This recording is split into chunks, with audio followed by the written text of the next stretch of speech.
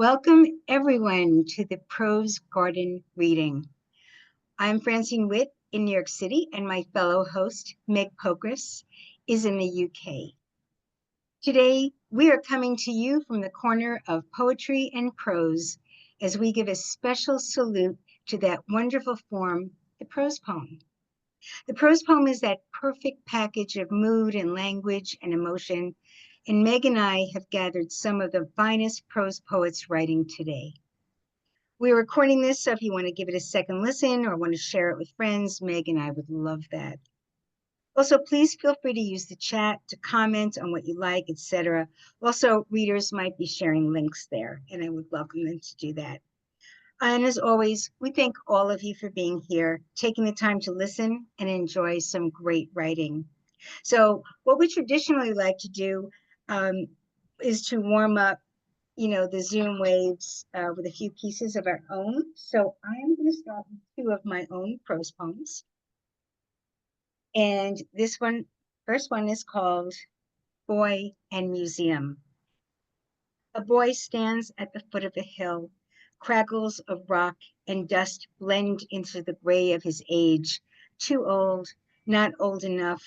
For a moment, it all seems museum to him. Everything he does is an artifact. He wonders what kind of exhibit he is and what wing of the building he will end up in. He doesn't realize that everyone, not just him, thinks they will be remembered. There is the tiniest opening in the air just above him, and he starts to climb. He wants to see where the carve of his face will be. A sharp, taloned eagle flies by, snatches the boy's future in its beak.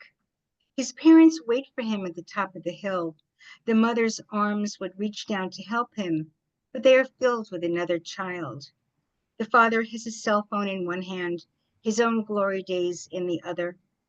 The boy wonders how he can go anywhere now that the eagle has taken his future. Rather than start a climb, he figures he can start later, because museums are ancient and take eons to form.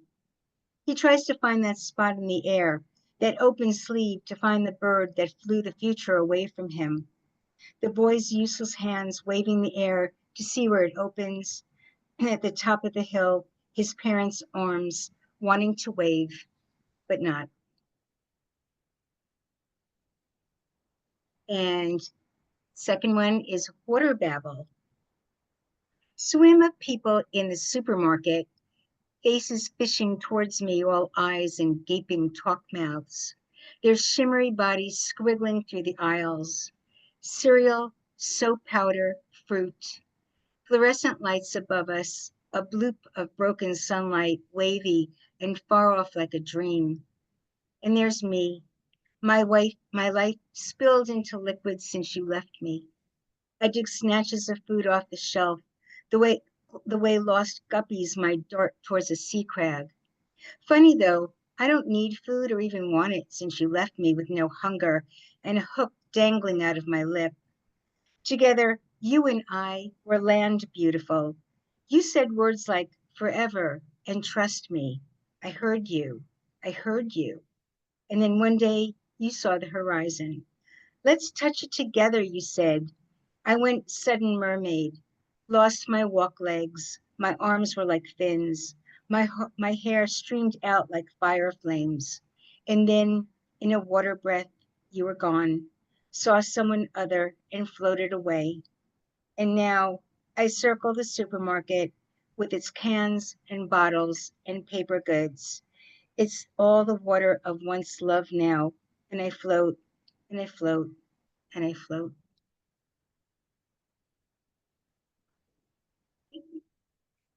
All right, now I'm going to turn it over to my lovely partner, host over in the UK, the wonderful Meg Pokrass. Thank you so much, Francine. Welcome, everybody. The first prose poem I'm going to read is called Fatherless Daughters, and it was co-authored with Jeff Friedman, who's reading with us tonight. It appeared in our collection, a collaborative collection called The House of Grana Padano a couple of years ago.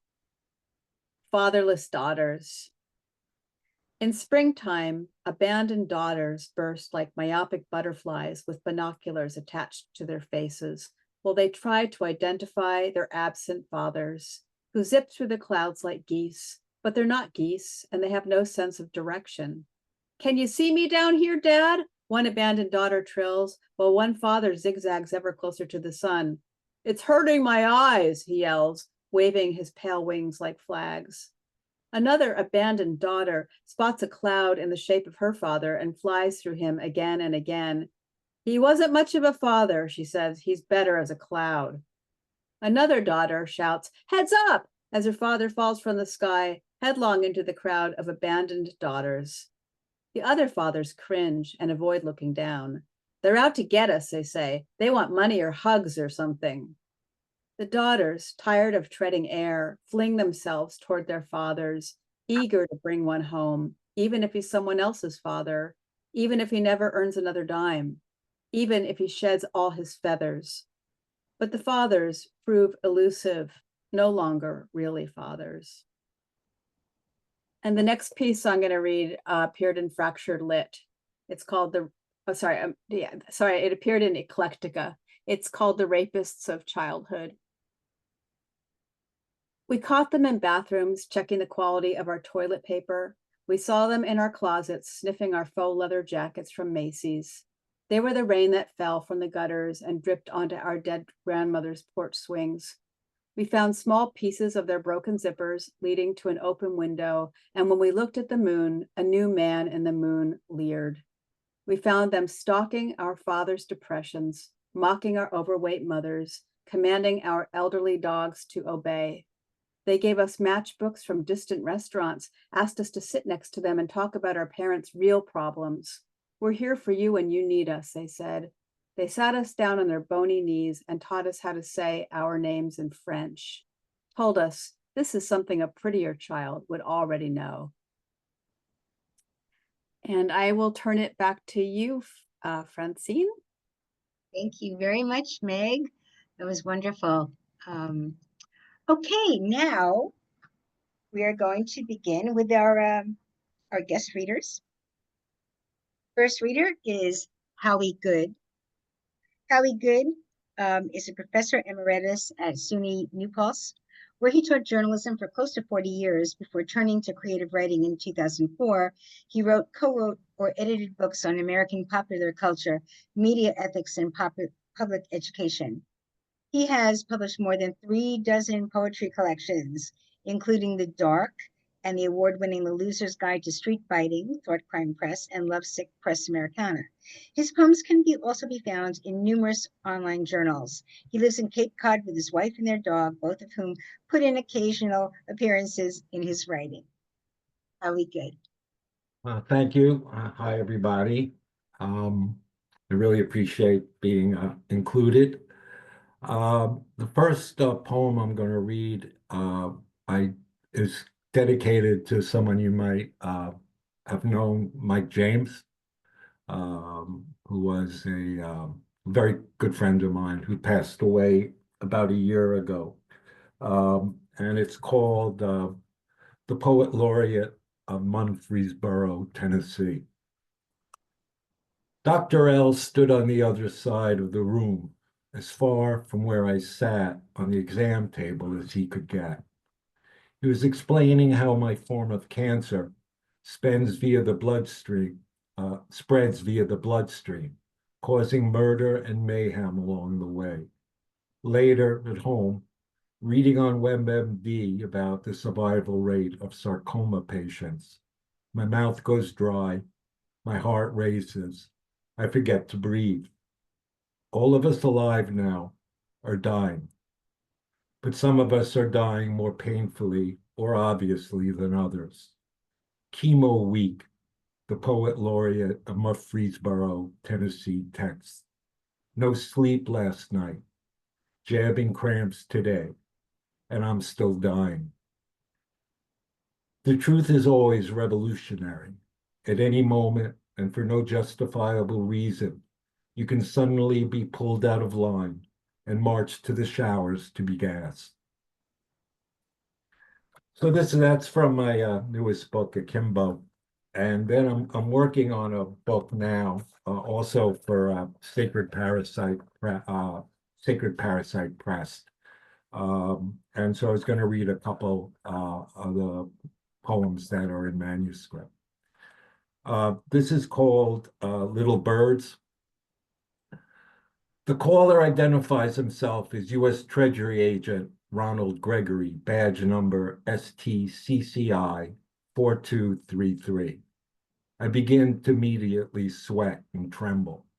He has the same name as the tubby kid with an embarrassing bowl haircut who was in my Hebrew school class, but also sat behind me in regular school. Only a carelessly conducted universe would permit certain things: plastic cutlery, holiday traffic, the yellow Star of David patch the Germans forced Jews to wear. In fact, the evidence is overwhelming.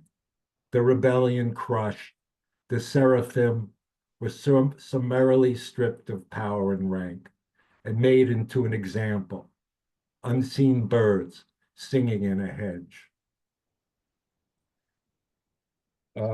Here's another one called Gratuitous Text. Summer dances were held under the lights on the tennis courts at the park. The music was played over a crappy loudspeaker system. My friends and I would smoke a joint before going. We were too confused by girls to show up straight.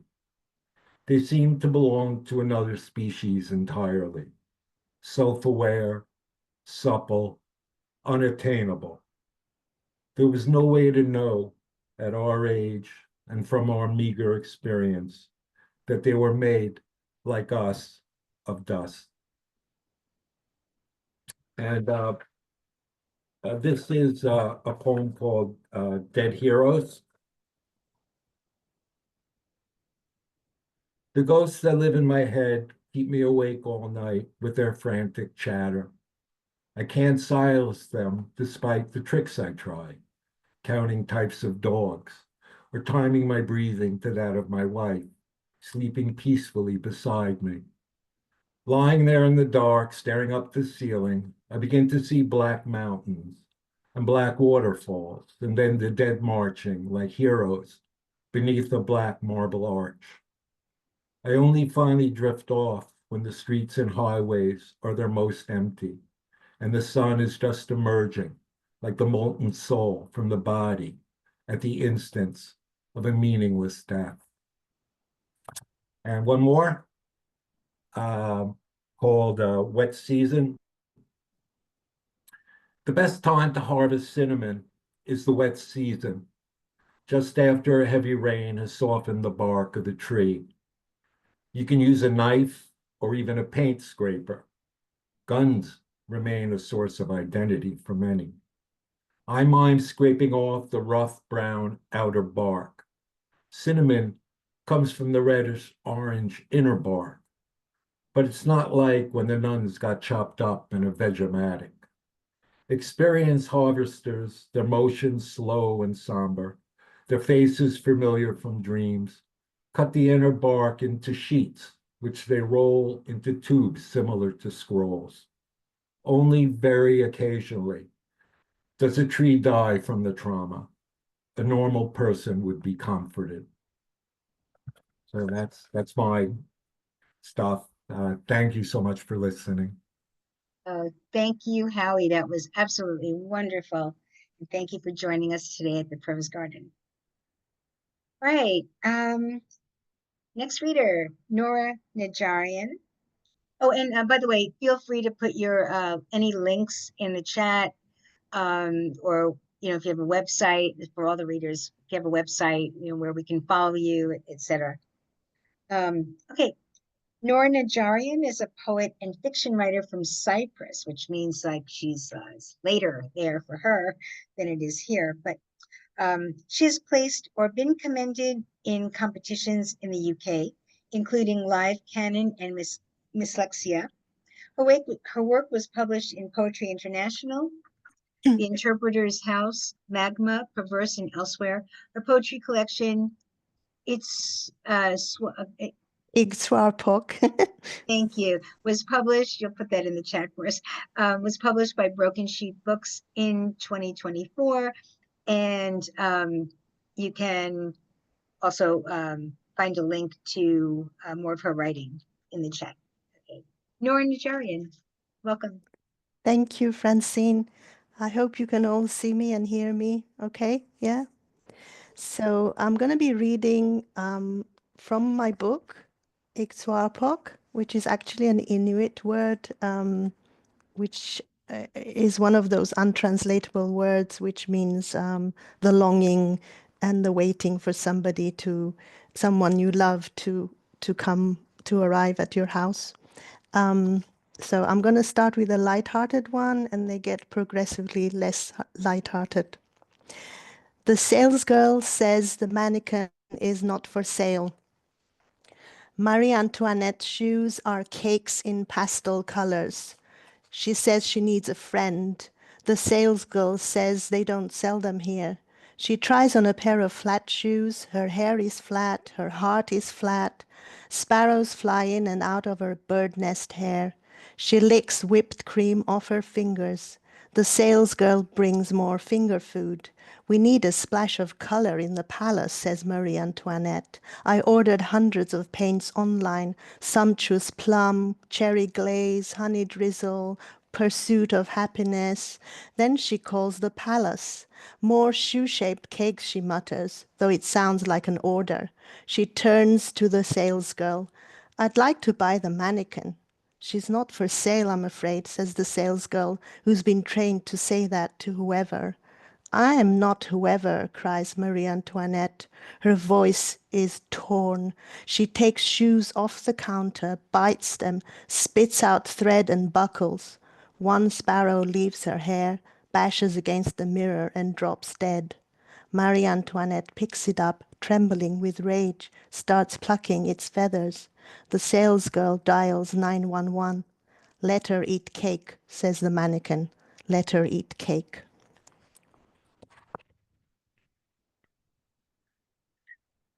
So the next one is called Black Sheep. On the doorstep, the night is quiet, so is the sheep. I never thought, is all my mother can say. You must be hungry, you must be tired, and where have you been? You know how your stomach turns into knots?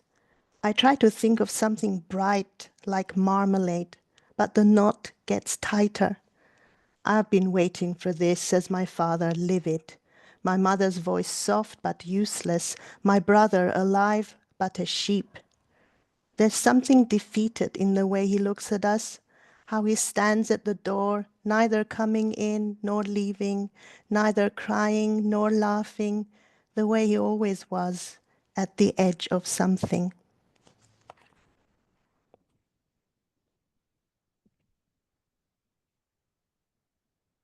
The next one is called Frozen House. All the robins turned white, even their lashes, if they have lashes. There is no border between white and white. Will we talk again once our voices have thawed? How cold I am in this bed and all the heating on. In that scene in Dr. Zhivago, she hates him for entering the frozen house. There's a candelabra she can't face because the flame is dead. Where will I go, she wonders. Where will I magically disappear to? Yesterday my feet crunched all the way from the forest. Today they will crunch all the way back. The bear's breath is warm, its voice large. It says, did you say goodbye to love? Keep your coat on a little longer.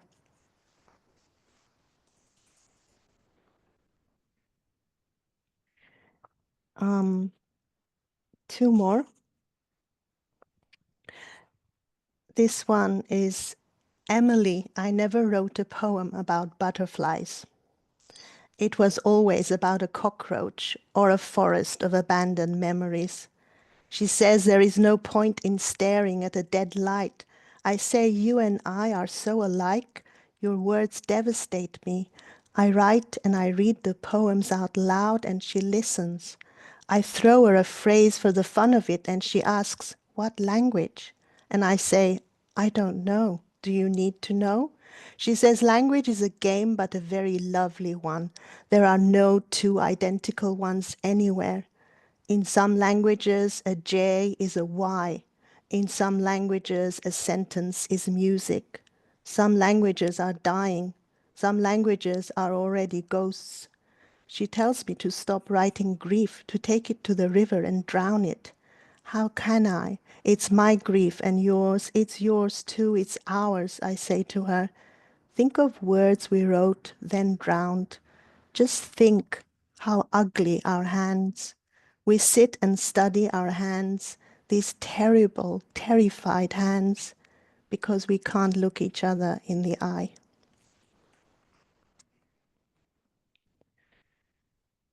And the last one is Noah's Ark. In an ark of this size, there will be space enough for us, the outdriven. While we were climbing in, a woman was playing the piano. She was writing a history of drowning souls whose giant confusion became her crescendo.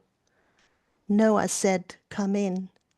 He was expecting animals in pairs. Instead, he got the odd humans, the ones who are way out. "Come in," he said. "This new country, you will live in it and multiply." The level of water was rising. Look at the water, dark and unclean, like petrol. Suspended in this strange and final place, on top of a frozen mountain, we wrote letters home, dialed numbers. We are alive, we are safe, knowing full well we were not.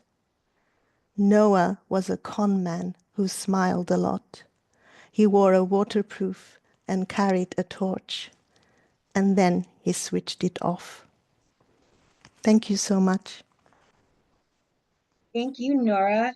That's Ixwarpak. Is that correct? Ixwarpak. Got it. Okay. Yep. I just needed to look at it. I'm sorry. Well, that was just beautiful. Wonderful reading. Thank you for being with us here at the Prose Garden today, Nora Nadjarian. Next, Benjamin Niespodziany is a Chicago-based writer whose work has appeared in Fence, Booth, Bennington Review, and elsewhere. His writing has been featured in the Wigleaf Top 50, and he has been nominated for the Pushcart Prize, Best Microfiction, and the Best of the Net. He recently launched his own indie press known as Pajama Press, and with the first book out next month. You can find him at neonpajamas.com. Benjamin Niespodziany. Thank you so much, Francine, and thank you, Meg. So cool to have a reading dedicated to the prose poem, which I think is my favorite kind of writing. So it's been cool hearing the prose poem so far. And yeah, like Francine said, I launched a press that our first book comes out next month. The book is called Disintegration Made Plain Easy. We got some early copies right here. I'll put a link in the chat. And the reason that I'm plugging that is my first prose poem is riffing off of a poem in this collection. Our author Keek has a series of 6 prose poems in this book called About the Author, and they're all very fake, absurdist prose poems, kind of lying about who he actually is. So I kind of ripped off of that, and it appeared earlier this month in the journal Had. So About the Author, after Keek Araki Kawaguchi. Benjamin Niespodziany's body of work is a lobby of dirt, a hallway for cloud gazing, a raisin telling the sand it's a plum. His hum has been classified as a statement on sauce. His saliva has been published in Skunk Tongue Review, Two Lip Spit, and less than a few others. He's won nothing and never will. If you kill him, the wind won't notice, and neither will his therapist, Terrence the Ghost. The recipient of a 2022 shoe shine, Niespodziany splits his time between eating seasons and sleeping alone. If you know him well enough to pronounce his last name correctly, no one will believe you, not even him. His kids do not exist. His piss, it glows. And this next prose poem is called We Scared Away All of the Crows. It appeared in the journal Afternoon Visitor And it's one long sentence, which I like to read out loud. We scared away all of the crows. I don't feel like stitching scarecrows together anymore. And no, I don't have anything better to do. And it's not you. It's just these scarecrows don't know us like we know us. And stitching them together is really taking up our time. And it was fine at first. It was fun, but it's run its course. Of course, we can do other things together. It's not you, it's the scaring. And I don't have any better ideas, but stitching scarecrows is only going to scare more crows. And no one has seen a crow in over a year. And don't we want them back? And this next prose poem that I have is called Lift My Thumbs, and it appeared in the print version of Cola Literary Magazine. Lift my thumbs. When I do this, I see that my left thumb has a cut. I peel the cut back and I find a tiny door. I open the tiny door and I look inside the house, my thumb, this thumb house, where a school bell rings and a tiny thumb person steps out and announces an envelope. I try to open this envelope, but the envelope is smaller than the door in my thumb, so the page fades. This is an impossibility. The tiny thumb person looks ruined. And this next poem, as you can tell, all my stuff is very short. So this next prose poem is called The Devil Suggests, and it appears over on Mercurius magazine, which I co-edited a series over there with Marcus, who I see in the Zoom with us. So nice to see him there on the screen. And over there, we kind of published a lot of surrealist, absurdist stuff, and this was published before I helped to co-edit, so I wasn't publishing my own stuff, not to worry. The Devil Suggests. The devil is wearing a scarf. We do not know why. The final island is not the final island. The shoeboxes are full of old dolls. I have kept this rug in my car for years. I named her after kerosene drying on a wall. I'm writing a final thesis on puzzle pieces. The sea urchins earning room in my foot. Hollow trees, we apologize for our pouring of more sand. The end of the world is a camera capturing the silence. Every time my knee clicks, I know I'll live forever. And this next prose poem is called Tiny Lightning, and it was in the last issue of Crazy Horse, and they've since changed their name to Swamp Pink. And this one is after the writer Mina Kane, who has a bunch of really good books on fiction and a book on writing as well through Dorothy Project. Tiny Lightning. Walking home from the theater was a lot like getting a feeler for infinity, fate on a cake platter, a ladder to the roof where two chimney sweepers encouraged us to swallow their smoke. Not long after, you called me a fox in long stockings, and I didn't know how to respond. The lawn care was wearing off. The engagement ring was singing us to sleep, and maybe that was all we needed then, back when a treat was not something we could perfect. When I wept, I left it on the table. When you wept, you packed it in a bag. And then I have two more very tiny pieces. This one is called 8 A's. A pristine Krispy Kreme rolling down the street. A thinking man's tan line. A magazine for seizure non-believers.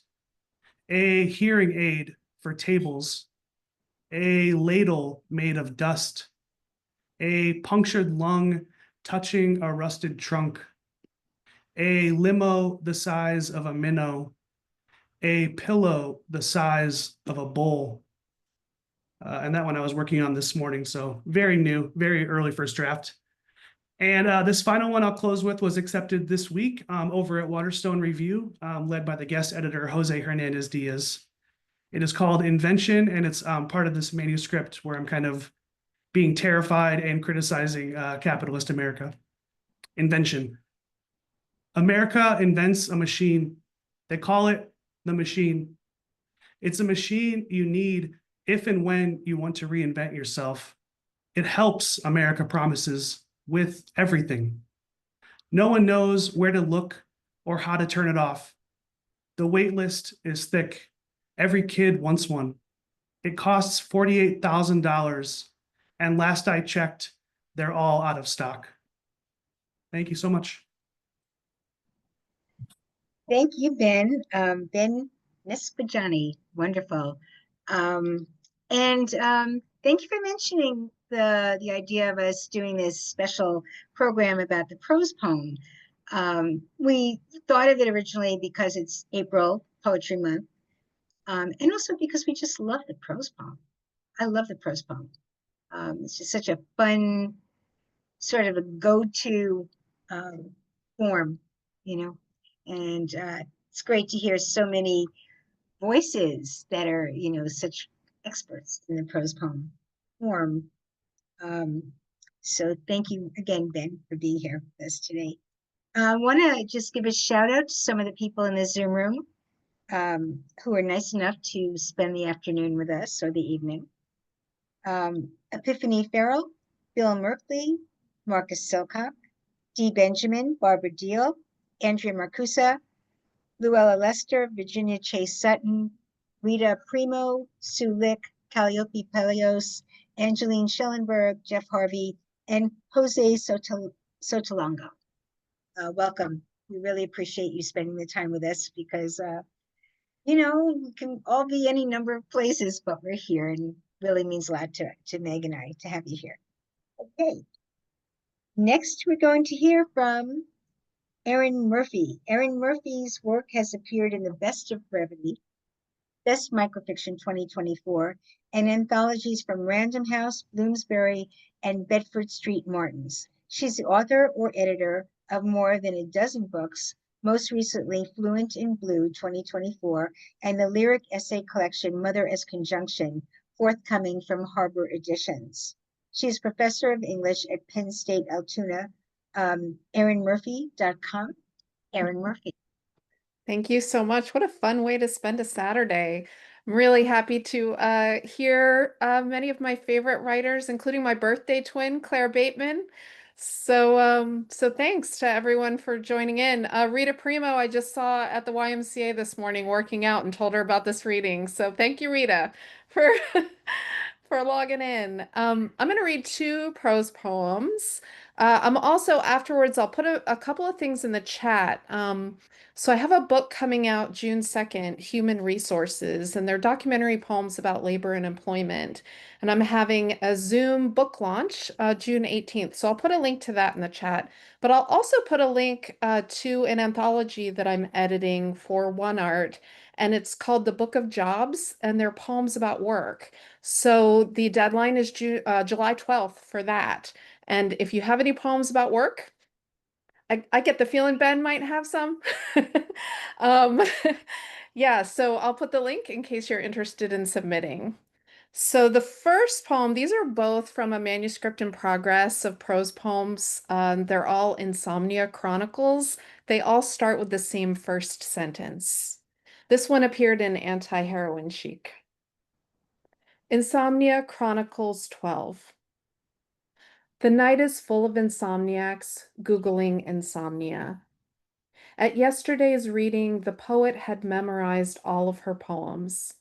She never looked down at the page. I was sitting up front, and it felt too intimate, like when you're about to kiss someone for the first time. A friend and her now husband were on their 8th date when he said, exasperated, "Are we going to bed or what?" Decades later, that question remains their favorite foreplay. I haven't memorized a single poem, my own or anyone else's. The first and last thing I learned by heart was that McDonald's ad, 2 all-beef patties, special sauce, lettuce, cheese, pickles, onions on a sesame seed bun. Why do we say learned by heart? The summer I was 7, McDonald's would call random people and offer $1 million to anyone who could say the jingle in 5 seconds or less.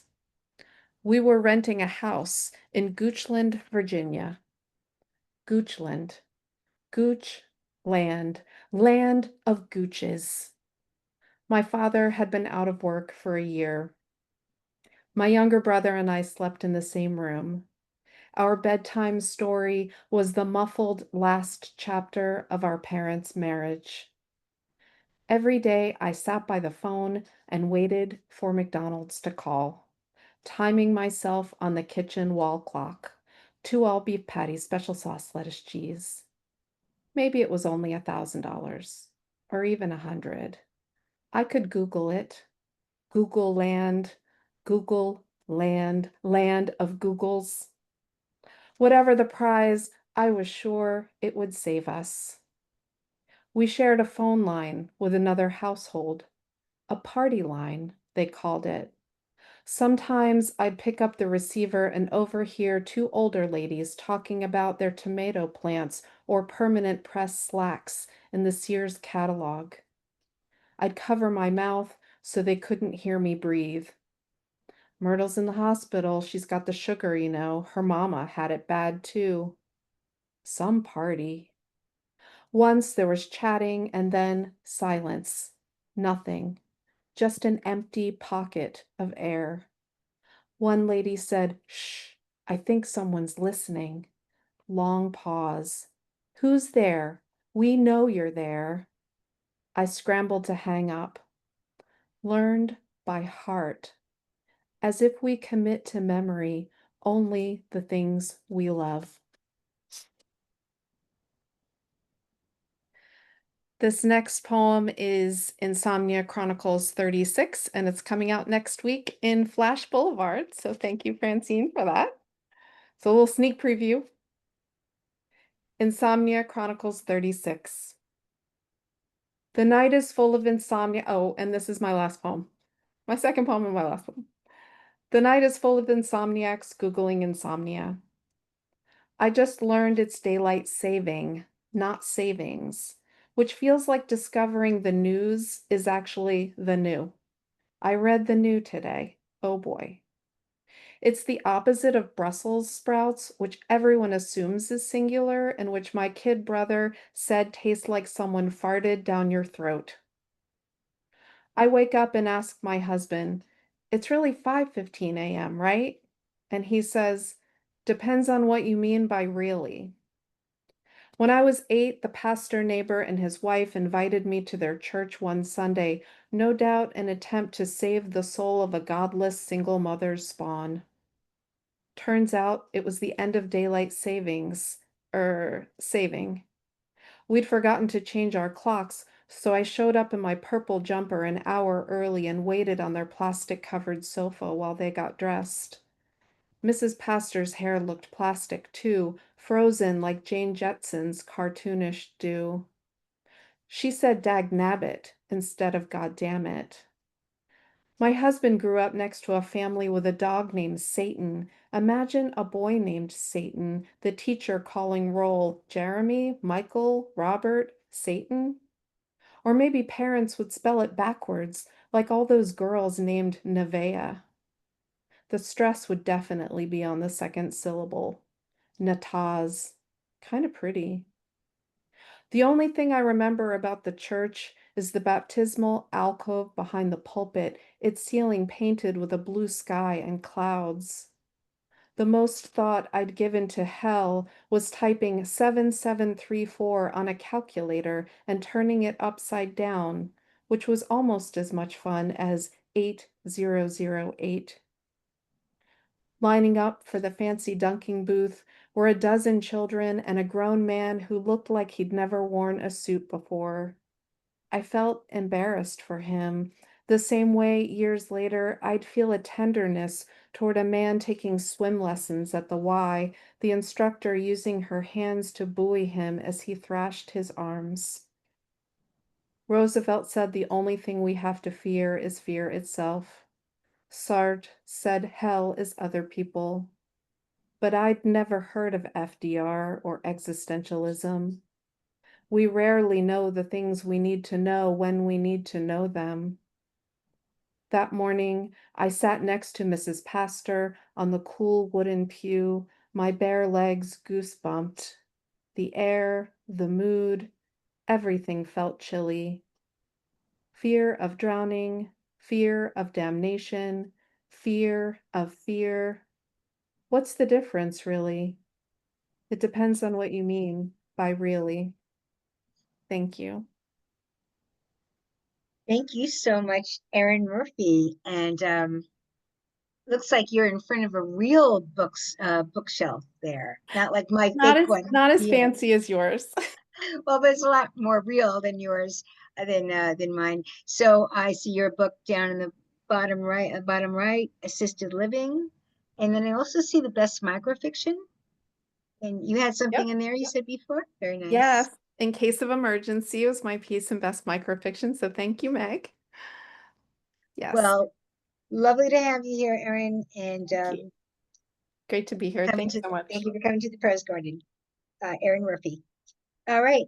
Next, we're going to hear from Brad Rose, who was born and raised in Los Angeles and lives in Boston. He is the author of 6 collections of poetry and flash fiction.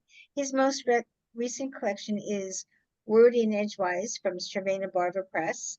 Previous books include Lucky Animals, No Wait, I Can Explain, Pink X-Ray, Detonations, and Momentary Turbulence.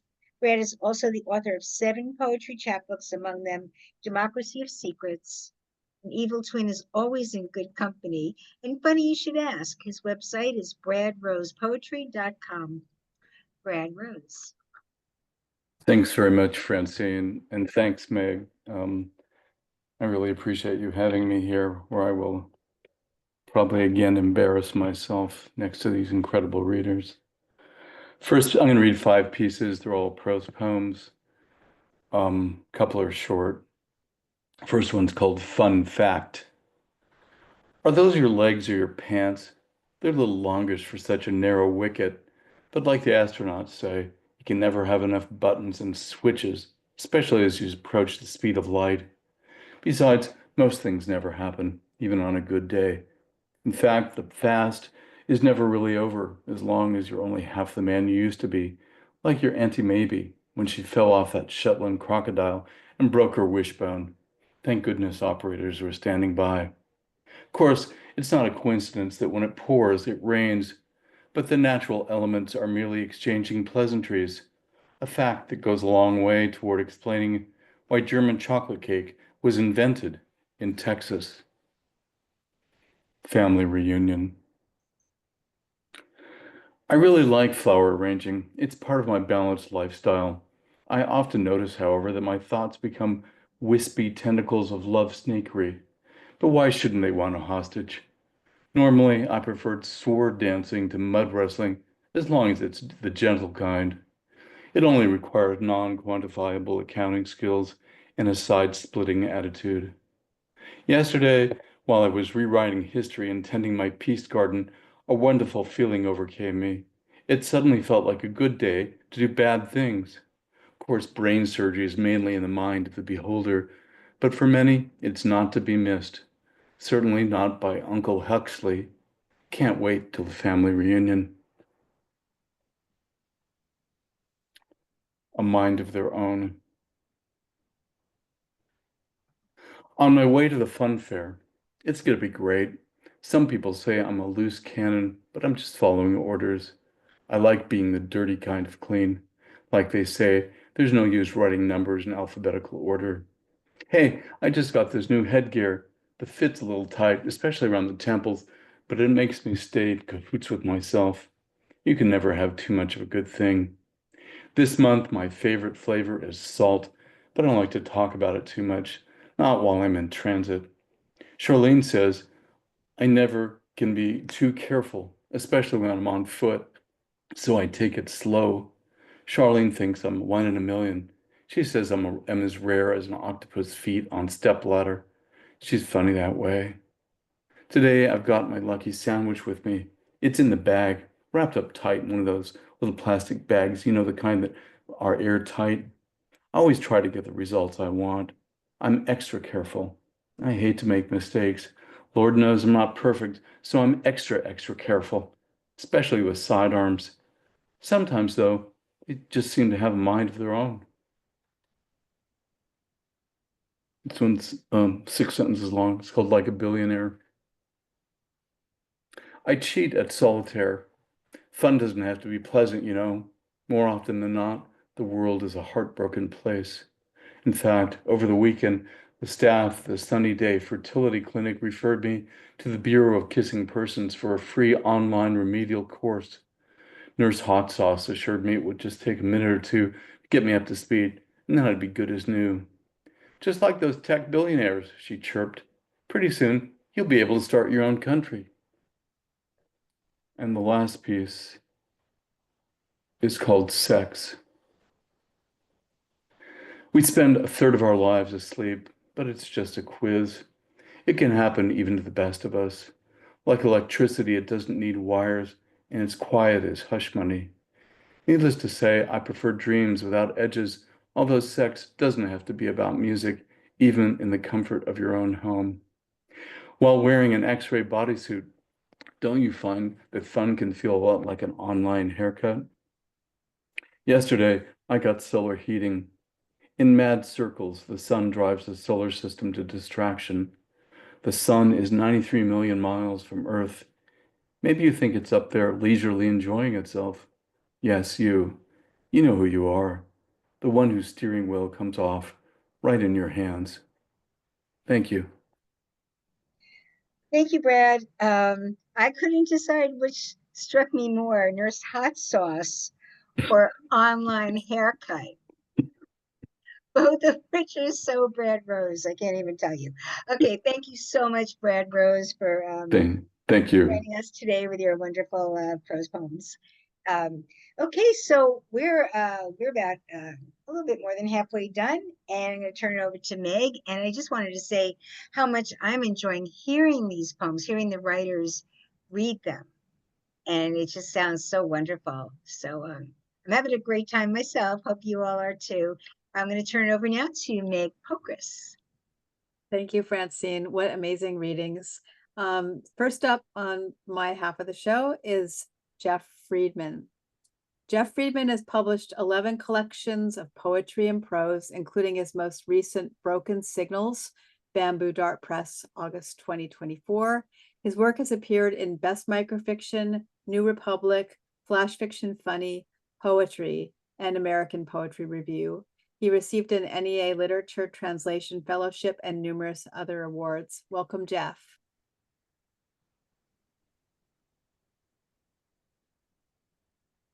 Jeff, are you there? Muted. Are you muted, Jeff?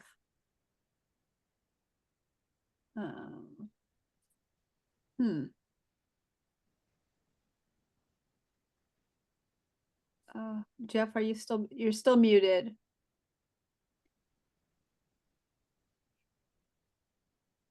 There you go. I did my whole reading while that was going on. And it was really, I really liked it, actually. I didn't read all prose poems. I read a couple poems and lines. One was called Paradise Lost. It went on for a while. Thank you so much for inviting me, Francine and Meg. And it's wonderful to be sort of in a prose poem reading too. We don't really have any magazines actually dedicated to the prose poem. DMQ. Oh, we do actually. Mackinac. I just forgot for a second. Yeah, it's something. I mean, until Lorette did that, we hadn't had one in many years, and DMQ Review had special issues. So it's nice to have a prose poem reading. And thank you, Lorette, for doing the magazine. I'm sorry, I almost forgot it since I've been in it. And she also had a wonderful historic list of all the books that had come out that were important in terms of the prose poems, or not all of them, but a selection.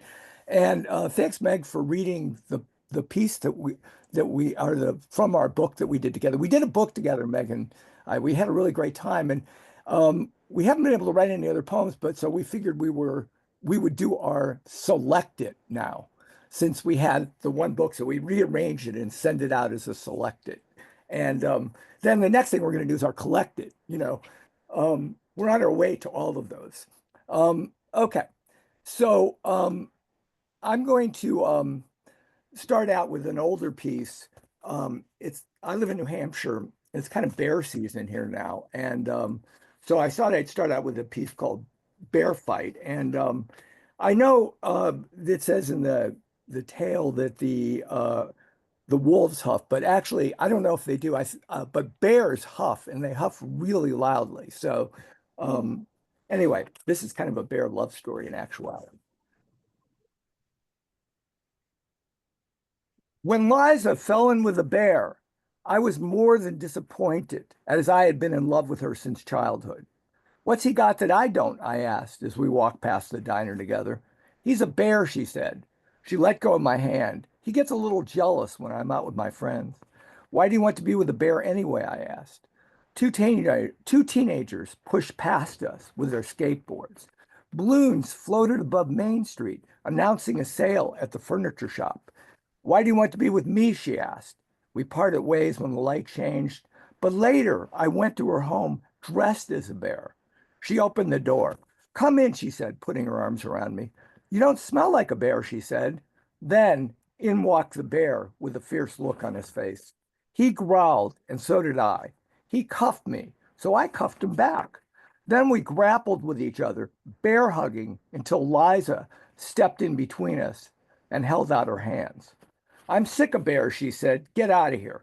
I ripped off my bear mask. I'm not a bear, I said. The bear ripped off his. I quit this game, he said. I'm not a bear either. Liza removed her mask, and she wasn't Liza. We ran away as fast as we could. I made it back to my place and locked the door, turning on the outside light. But all night, I heard her huffing. The next piece I'm going to read is, I don't know, many of you probably know the sport pickleball. It's the fastest growing sport in America. And it is also played by more seniors. I'm a senior at this point. Only, I'm a young senior. I'm 42. No, I'm a real senior. And it's played by more seniors than any other group. And actually, more seniors are appearing in the emergency room than any other group as a result of playing senior pickleball or pickleball. So I thought I'd do a piece about this because I know so many people play it. Unfortunately, I don't really play it, but anyway. So senior pickleball. My first partner collapsed on the court while in the midst of her serve. As she lay there, she had a smile on her face and a look of pure generosity in her brown eyes. She lifted her paddle and whispered, "Give it to your next partner." My next partner, a small woman with blue hair and tight skin, had 7 paddles of her own. She played 7 days a week and used a different paddle for each day, her paddles labeled with the days of the week. She smashed the ball at me with tremendous force, as if she were trying to kill her opponent. Fortunately, most of her returns slashed into the net. Then one afternoon, she rose up in air like a blue heron and slammed the ball into my belly, her shoulder coming out of its socket. She screamed in pain while I attempted to jerk it back into place. She left the court in an ambulance without her Thursday paddle. My next partner, tall and lanky with long gray hair held together in a bun with a long stick pin, charged the net so fast she fell over it into my side of the court and was also carried off in a stretcher, her paddle and ball at her side. I played with one more partner, a gentle white-haired woman, deceptively strong for her 80 years. We had some mean volleys that winded both of us. And then on the winning point in our last game, we both charged the net. As I returned her volley, she took a powerful swing that missed the winning shot, but smashed me in the face. When I opened my eyes, she was kneeling over me. "You won," she said. "Great shot." And then the paramedics put me on a stretcher and tied me in for a wild ride in their ambulance.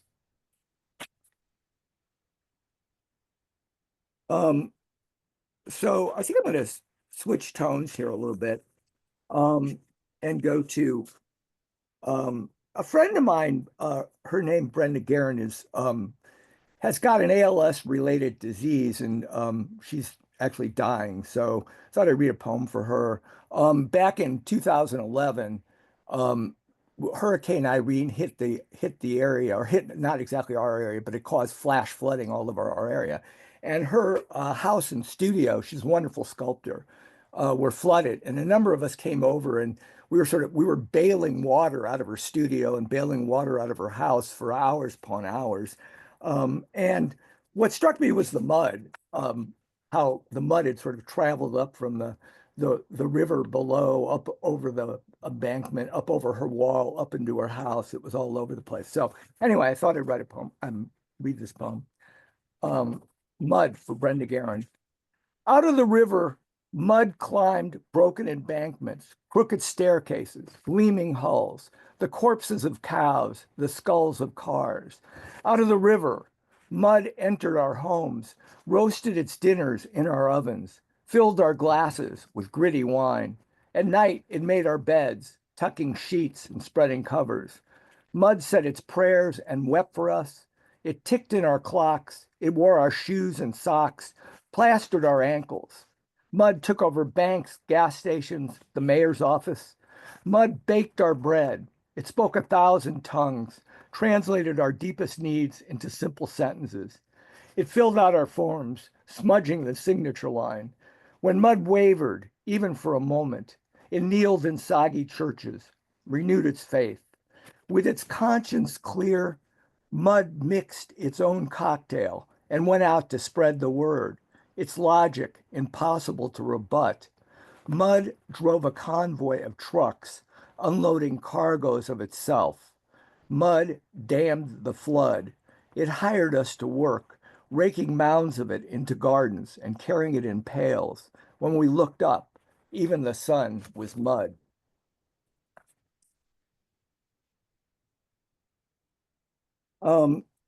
So Thursday night, I read at the Jewish poetry series, and curiously, I didn't read any of my Midrashic poems or any of my other Jewish poems. I don't know why everyone else did. I didn't, not a Holocaust poem passed my lips. So I ended up reading all these other poems, and I regretted the fact that I didn't read any of the poems that I spent so many years writing.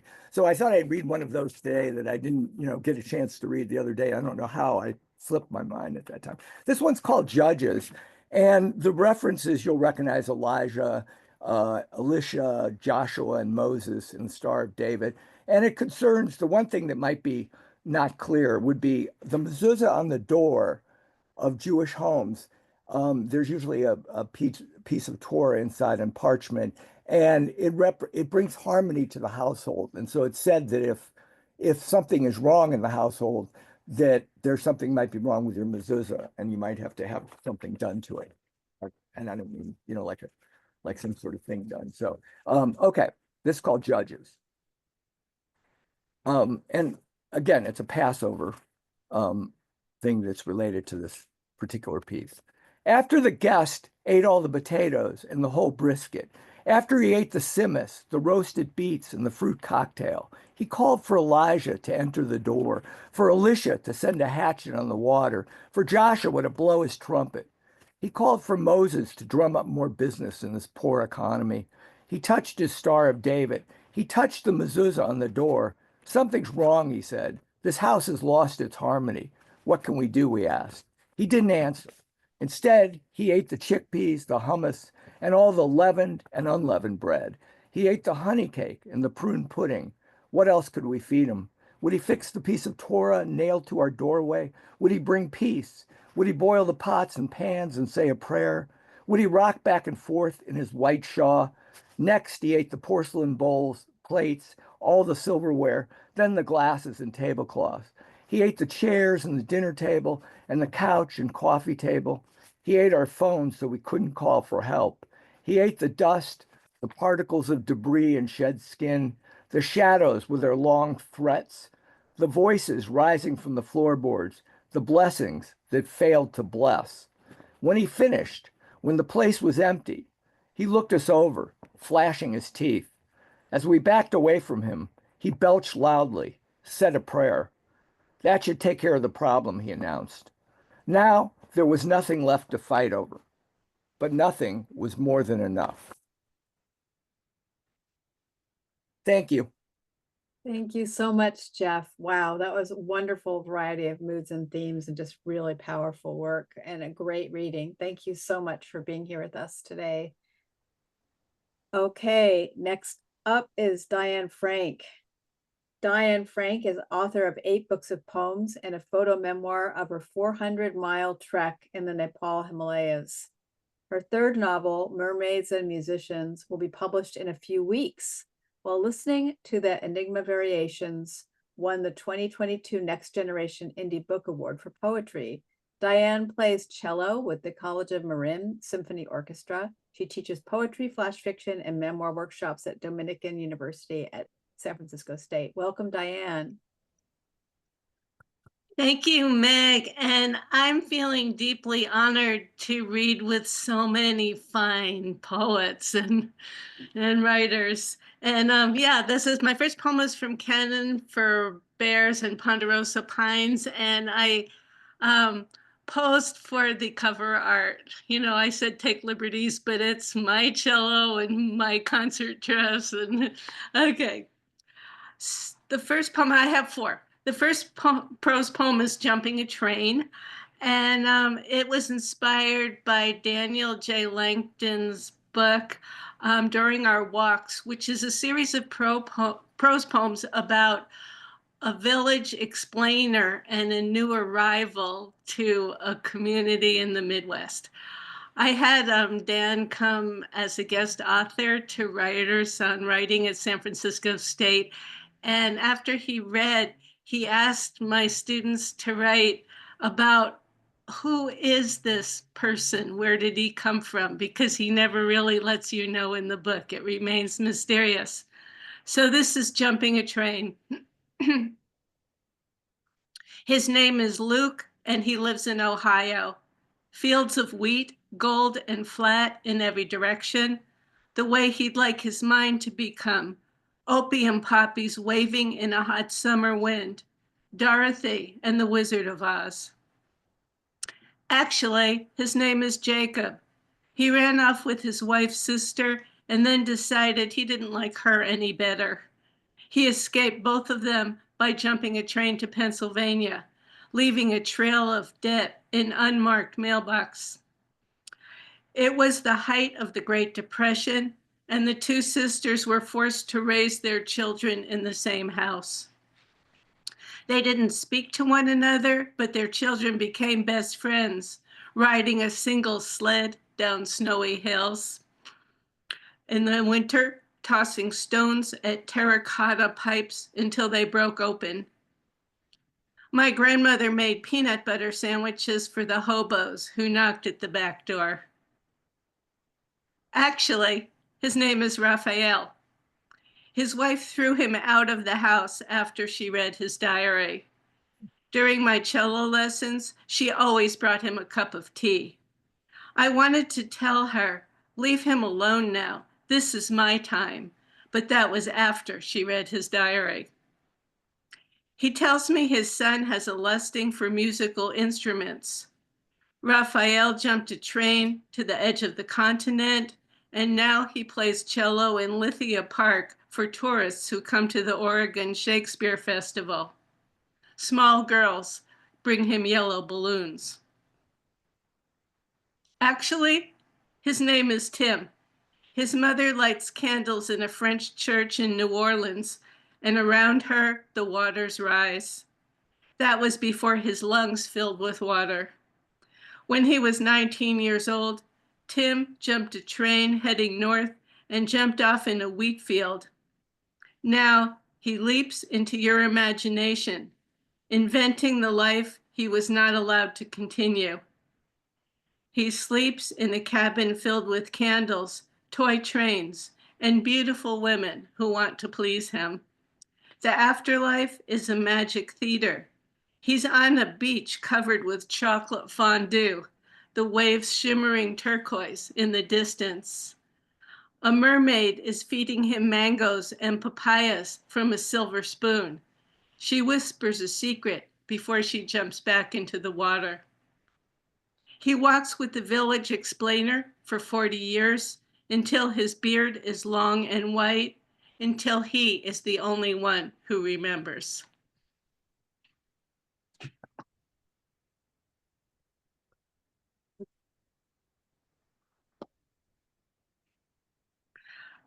My next poem, Chicken. This is inspired by an experience on the N. Judah riding the streetcar in San Francisco. And what I start to talk about in this prose poem really happened. Chicken. I was riding the N. Judah streetcar when an old Chinese woman got on with a chicken at Montgomery Street. As the door closed, the chicken jumped out of her bag and started squawking and running around the streetcar. She caught the chicken, stuffed it back into her bag. Everybody was watching with a "can you believe this" smile. Her feathers were pointed to the sky. The chicken was trying to fly and find her freedom. I came home feeling shaken by what I had seen, as I'm sure this story will not have a happy ending. I wanted to let that beautiful bird fly, and at the same time, I knew I could not take away the old woman's food. Her face was creased like a river with muddy banks, fish leaping out of the water. She got off at the same stop I did, and the chicken was sticking its head out of the bag, looking for the sky, a chick, or maybe a tree. Birds on the street were calling to her chicken. The guardian angel of chickens was whispering, "Lay an egg. Maybe the old woman will change her mind." The old woman was so pleased with herself. She had eyes from Guangdong, dreams of hot and sour soup, a sack of bok choy, and memories of hard times in China with no chicken. She was planning to feed her grandchildren a feast. A dream interfered. Sharks, swordfish, pirates, dark water. Now everything reminds me of the chicken. What I think, what I eat, what I dream. So maybe that's why I'm telling you this story. Lost chicken escapes, flies over rainbow, follows a ray of sunlight over a field of golden corn, does not become soup.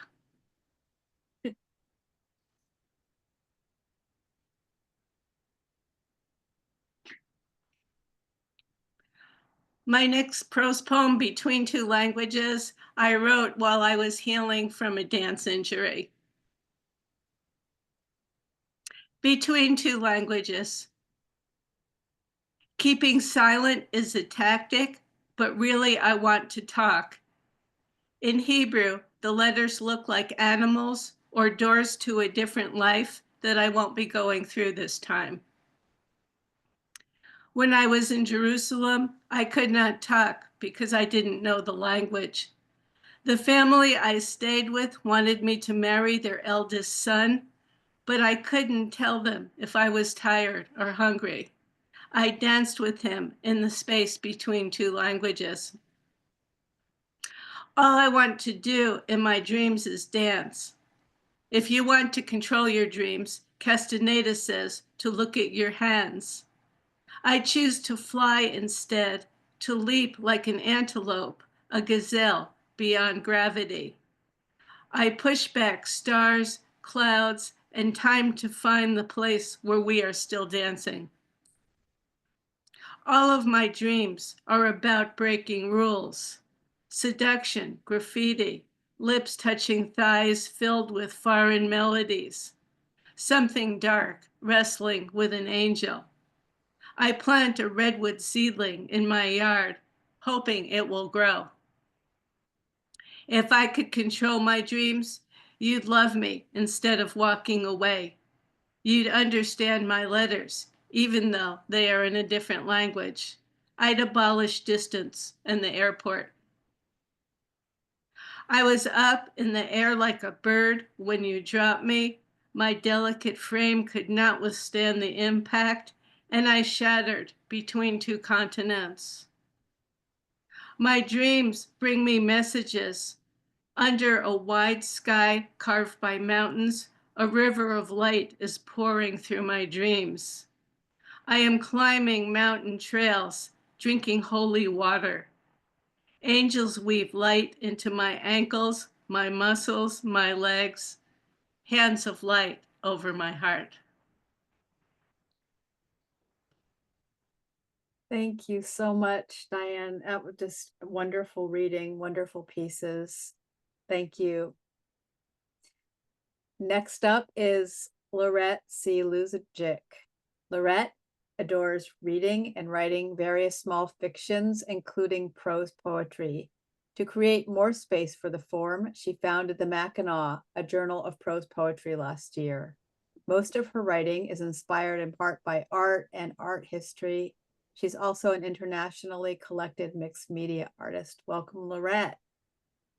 Thank you so much. Thank you, Francine and Meg, for putting this beautiful thing together. And to all of you for your words and your presence today. Thank you. All of the pieces I'm reading today are from my collection, Pretty Time Machine, which I think was 2020, and it's a collection of ekphrastic prose poems. The first one is after Pat Moffat, who was my artist mentor after we lost him. It's called The Beachcomber. Your rusty old van, not much life left in it. Us finding our way to the yard sales of the beach rich. That's what Saturdays were for. On deck, old Blues, or maybe Seeger, maybe Steve Earle. Your flannel plaid shirts, your red and silver curls. A smattering of orange freckles under the eyes and on the back of your worn hands. An ever-lit cigarette, that grand mustache.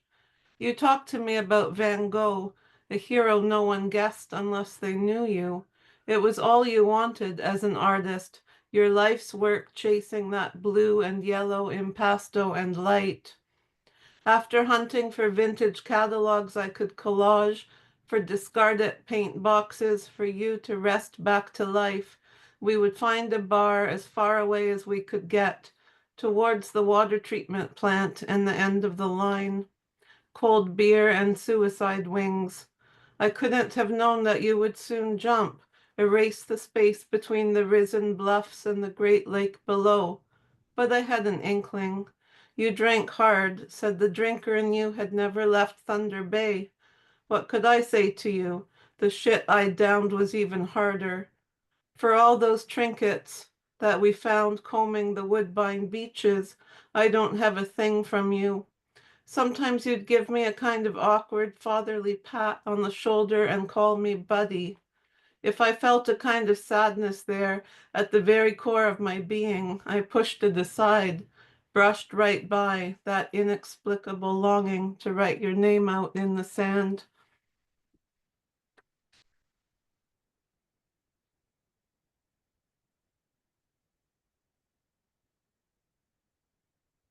The second one is called Forever in Blue Jeans.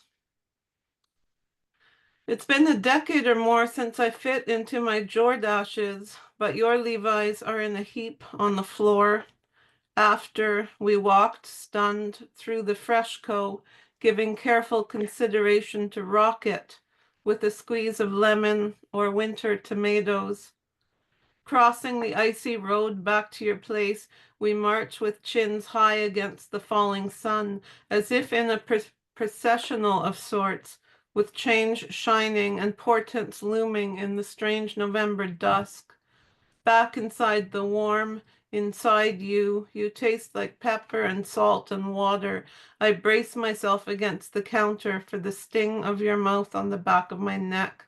Knife in hand, a lifetime of fences tangled in my teeth.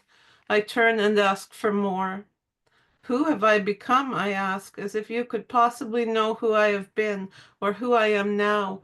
Who is this ghost of a woman, the person I am not yet quite, dicing up salad, stirring, laughing with another human being beside me, doing fake Mike into an ice cream scoop to Neil Diamond on Spotify. The cucumber, the blue glass bowl teeter perilously close to the edge.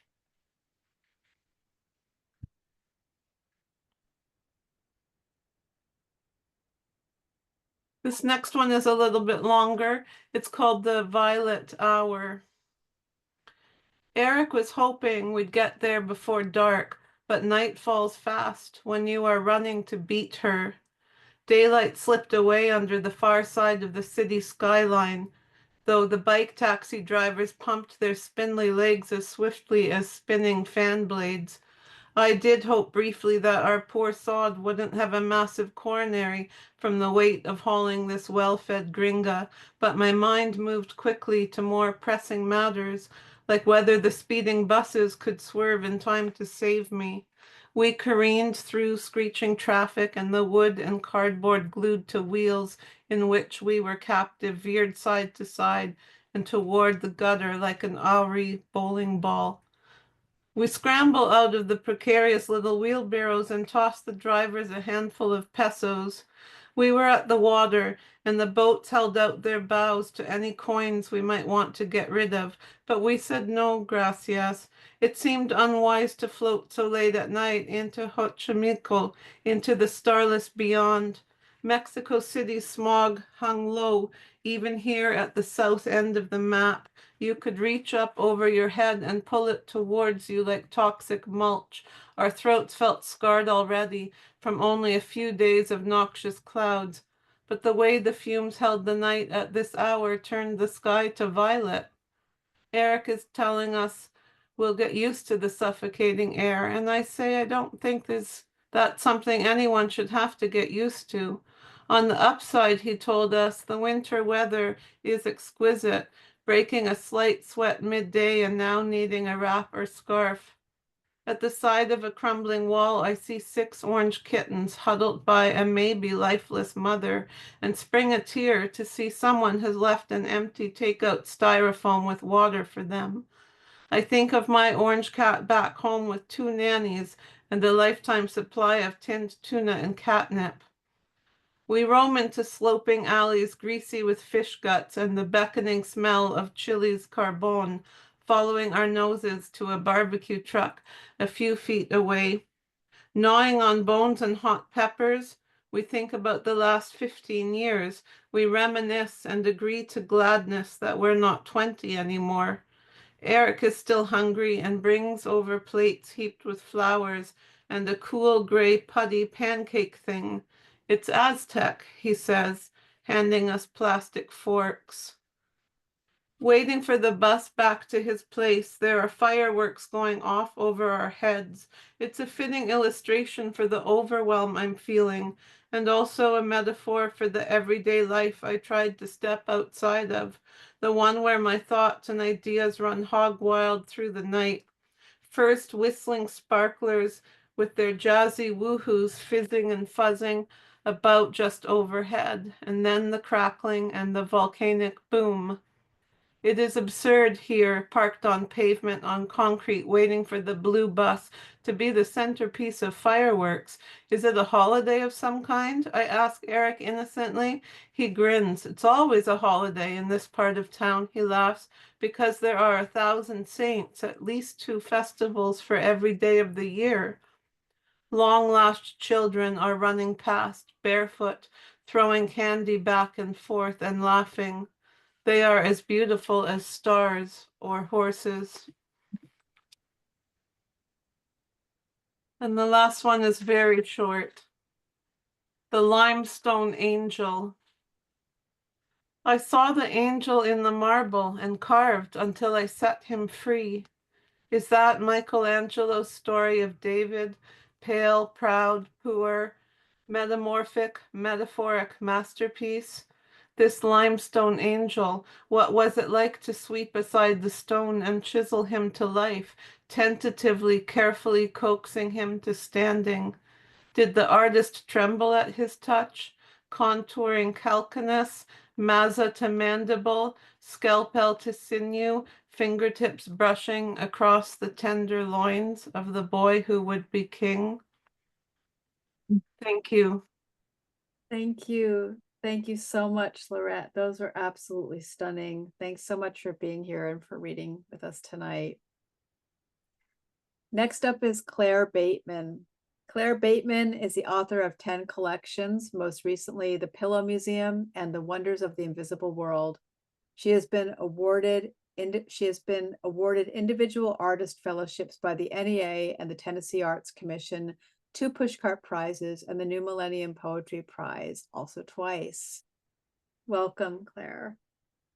Thank you, Meg, and thank you, Meg and Francine for such a wonderful gathering. I've been taking notes like crazy, but I'm definitely going to want to revisit these with a transcript. It's just a joy to hear your work, all of your work, and to read with you. I apologize for any lawn maintenance sounds outside, and I'm going to be reading two pieces. Neither of them quite makes linear sense. I don't completely understand them. The first one is an exploration of mothers turning into trees, as we do. Forests. It's from the Pillow Museum. For most mothers, their arboreal shift occurs gradually, filament by filament, leaf by leaf. So their family's shock seems disingenuous. If they'd been paying the kind of attention that domestic life tends to discourage, they might have noticed the oaky scent of a mother's breath as she leaned in for a goodnight kiss. They might have glimpsed traces of sphagnum in the shower drain coiling with strands of her hair, though only if they were the ones to regularly scour it, which is rarely the case. Of course, each transformation is unique, and not all forests are female or even dendrological, though each dances by some form of branching or flowing, whether vertically, horizontally, or in place. The lexical mother, for instance, who belongs to the cloud mother family, inhabits a variety of alphabets breathed out in word tendrils that rise to form the moving structures of the aerial wilderness above, from sparse cirri to lofty vertical towers and colossal back-building thunderheads. Now that's a forest indeed, albeit a falling one, ever returning to earth to continue the cycle. But the mothers aren't uniformly benign. Yes, it's possible to not only enter the territory of the deciduous mother, known also as the oxygen cathedral mother, but to rope yourself into its branches for the night, dreaming the kinds of dreams possible only in its embrace. If you feel you must venture into a rainforest mother, however, don't let its humidity and apparent torpor lull you into somnolence. The surplus of venomous organisms exceeds human taxonomic capacities, and at any moment a python or boa constrictor might drop down upon you from the canopy. Despite such dangers, the fact that commercial interventions have rendered great swaths of the rainforest mother ragged and torn is neither anomalous nor to be celebrated, since the more resource abundant the mother, the more endangered it's likely to be. Take, for instance, the coral mother, who before our very eyes has become such a blanched and brittle ghost that tourists snap off its fingers and slip them into their pockets, like they're pilfering the knuckle bones of some local saint. Though we've always understood the mother's situation to be intermittently precarious, we reassured ourselves that these cycles must be natural. Surely there was no cause for alarm. Only recently has the new spectroscopic equipment revealed that on the metaphysical level, every mother is in fact a kinetic environment, which means it's possible to be at the same time a burning mother and a kelp mother or a mother of ice. And not only that, but we also know that their observable surface area represents only a small portion of their essence, the rest of which is made up of unseen rhizomatic emanations entangling us all. So how can we differentiate our sufferings from theirs as they murmur together in their imperceptible colloquy of flame? And my last one, sorry, I don't know why I'm hoarse. Sometimes you write something like the one I just read, and it's like, oh, I'm exploring something new. And then you look back at something you wrote years ago, and it's like, oh, I was wondering about this before. So it's kind of like reiterative. This is called Pulse, and it's from Scape. There are stories that open with absence and close with presence, and stories that move in reverse. There are stories that show up all at once and stories that preceded your existence by millennia. Nevertheless, you still shiver in the charged wind of their arrival. It's true that things tend to get worse before they get better, but they are equally likely to get better before they get worse, as well as better before they get better and worse before they get worse. Some narrative curves resolve into flat lines. Others start out so steep and loopy you find yourself sliding backward down the other side before you're halfway to the middle. How can your life never be the same again if it wasn't even that way to begin with? There are tripwire tales and camouflage transgressions. Before the actual fall, there were 11 failed attempts, not quite an entire sequence. Their study is called pseudolapsology. There are trace elements of memory in the DNA of amnesia. There's a story just beginning to slough off its undercoat of wounds, exposing the baby skin beneath. It's a long story, means it's a short story that either refuses to be told or must be forcibly restrained. The voice holding back a story is heavy and fluid as the woman who was once a mother by day and a tree by night, flying through the soil so slowly that no one around her recognized the rustling as an accumulation of intelligences gathered en route. Now she finds it not unbeautiful here in the Shadows Valley, where stories ripen only below freezing, so that each has time to stellify in its distinct glove of ice. Thank you. Thank you so much, Claire. Wow, those were just brilliant. I mean, what a great night. You all are just amazing and wonderful. And it's such an honor to co-host this series with Francine. I love it that we do once a year, we do our prose poetry night. So yeah, this was just wonderful. Back to you, Francine. Thank you so much, Meg. And I want to just like one thing that I was listening to, and I was striking me as I was listening, was, there's a lot of debate over what is a prose poem? Does it have a narrative, or doesn't it? Or, exactly what, but so that's like a discussion for another show. But one thing I noticed in all these readings is that they're all lighter than air. They're like all about 1 foot off the ground. They're, even if they're most realistic, they're still like up there, and they sort of ask your mind to do a kind of calisthenics that a lot of other writing doesn't.